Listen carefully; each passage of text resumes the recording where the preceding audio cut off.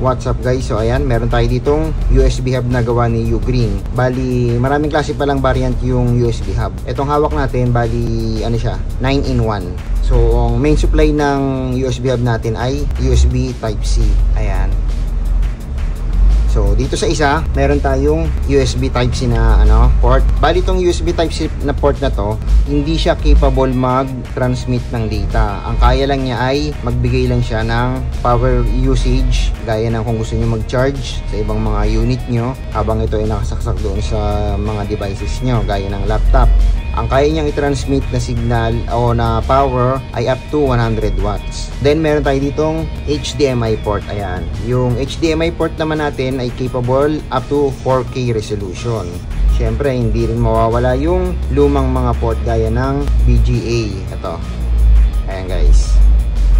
Yung VGA naman natin ay kaya niya mag-transmit ng 1080p o Full HD. At kung kailangan nyo naman ng data or internet na mas reliable bukod sa Wi-Fi, gagamit kayo ng LAN cable. So ito yung RJ45. Kaya nyo naman niya mag-transmit ng up to 1000 Mbps. Then dito meron tayong dalawang card slot. So itong malaki, bali SD card, then sa baba ay TF card. So ano ba yung TF card? Bali yung TF card, ito yung dating pangalan ng micro SD. So mostly kilala na siya ngayon sa micro SD na tawag, pero dating name niya ay TF. So ito naman ngayon yung SD card, ganito siya kalaki, pero ito ay adapter lang yung meron tayo ngayon. Ayan, so papakita ko lang sa inyo kung gaano kalaki yung SD card talaga. So para magamit nyo naman yung mga micro SD nyo o TF card nyo, lalagay nyo lang siya sa adapter, then salpak nyo na dun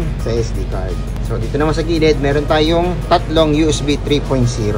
Bali itong USB 3.0 pala natin to guys, hindi naman niya kaya mag-transfer ng voltage o power na sobrang tataas gaya ng magcha-charge kayo. So mostly ang use niya ay mag-transmit ng data. Ayan, gaya nitong mga flash drive natin.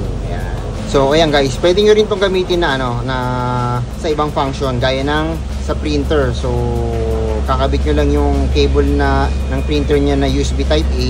Ayan, then yung dulo niya, yung USB type B, yun na yung kakabit niya sa printer. Okay? Bali, itong USB 3.0 pala na to guys, kaya niya mag-transmit ng up to 500 Mbps. Ayan. Pero depende na rin sa card nyo kung ano yung capable niya o yung speed ng mga flash drive nyo, yung kaya niyang i-transmit. Pero maximum na kaya nitong 3.0 ay up to 500 Mbps. So ito guys, nakalimutan ko pala sabihin kanina, itong SD slot naman na to ay kaya din mag-transmit ng up to 104 MB per second.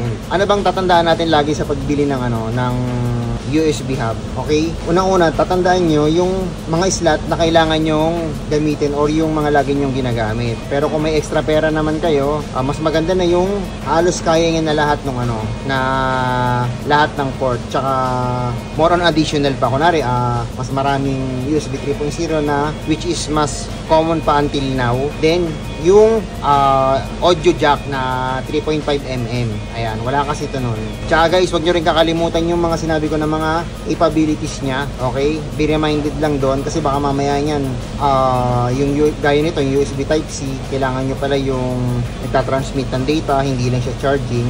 So, titingnan nyo palagi yung specs niya. Okay, so hanggang dito na lamang guys. Thank you for watching at huwag nyo na rin kalimutang mag-subscribe para updated kayo palagi pag meron tayong video upload.